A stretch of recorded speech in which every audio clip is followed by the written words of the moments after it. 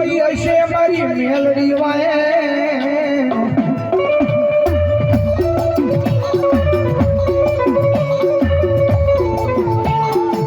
જન પાર ક્યાં પોતાના કર્યા હશે મારી દેવી વાય